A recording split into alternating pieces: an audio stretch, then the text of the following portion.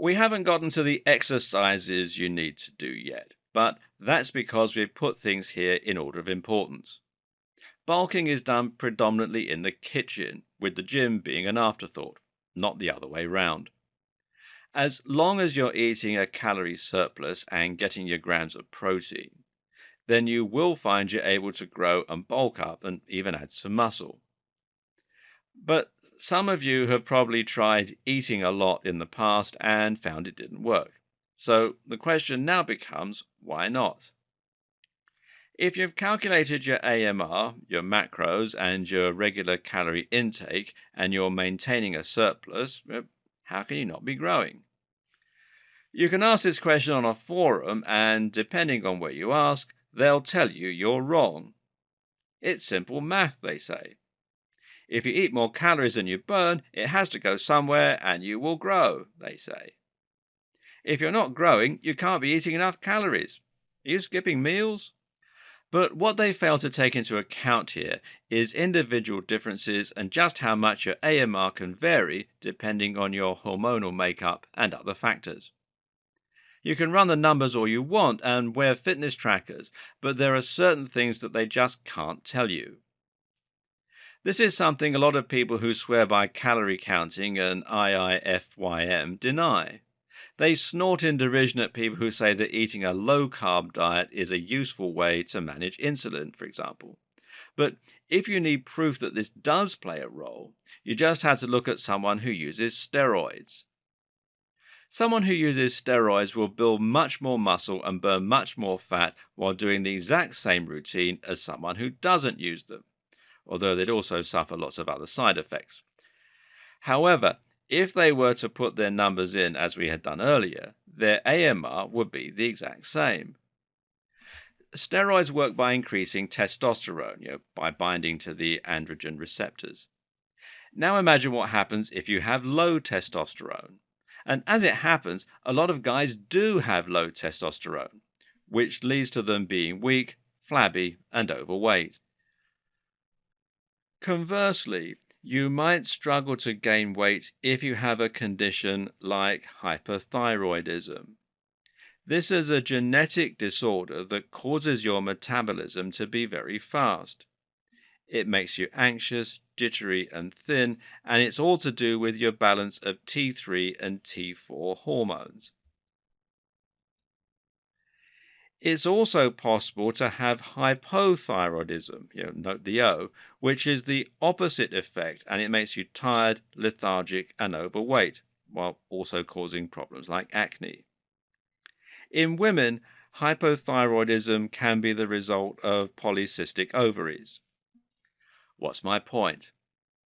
Simply that you might be trying to bulk and not understanding why it's not working. You're going to be eventually diagnosed with hypothyroidism or hyperthyroidism.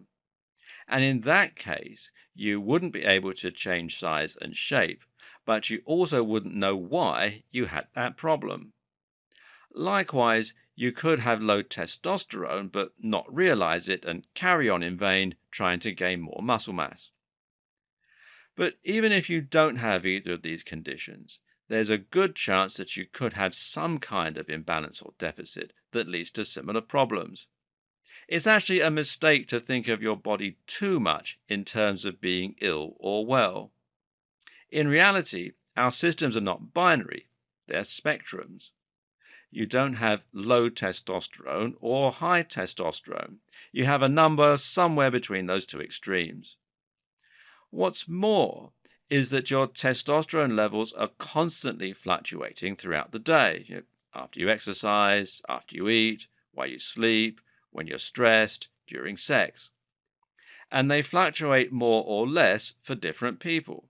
The same goes for insulin, myostatin, cortisol, T4, etc. So you might not have hyperthyroidism, but you might be borderline.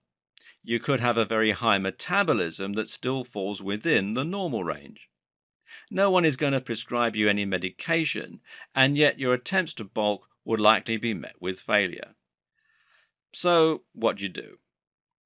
Well, the best strategy you have is to try and change your hormonal makeup for the better, while at the same time carefully monitoring your results and adjusting your approach. Not gaining any weight with that 300 calorie surplus?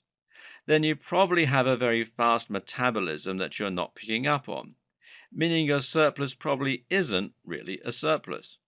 Try increasing that number. Meanwhile, you can slow down your metabolism with the way you eat. Continuously supplying yourself with complex carbs will do that, as will your training if you keep it up. The rest of the time, it can try to help and minimize stress, which contributes to a faster metabolism by raising cortisol, adrenaline, and noradrenaline.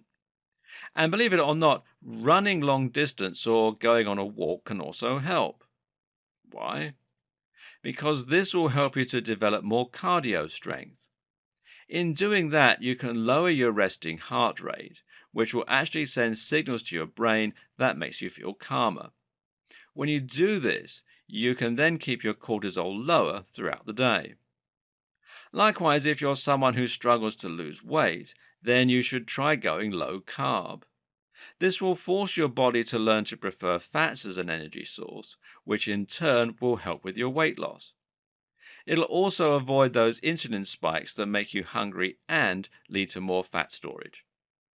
At the same time, try doing HIIT, which uses up all of the sugar in the bloodstream and muscles through intense bursts of energy and forces you to turn on your fat stores.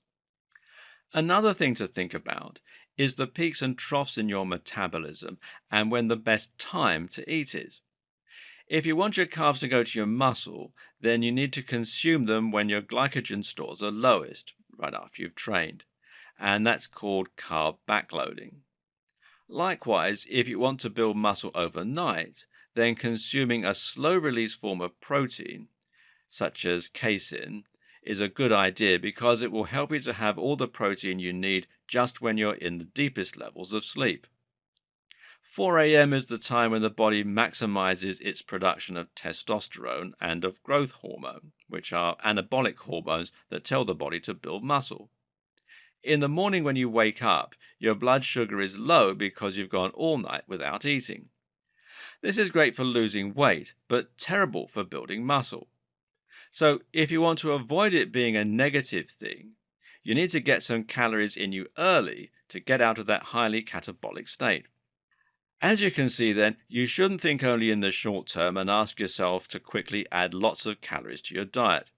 You should also think in the long term and think about how what you're eating will change your body and help you to build more muscle over time by slowing down your metabolism.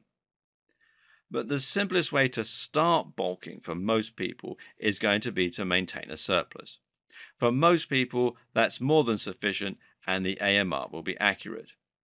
It's only when this fails that you then need to think about ways you can slow down your metabolism and/or increase your surplus further. And you need to monitor your results as you do that to see what's working. So keep those scales out.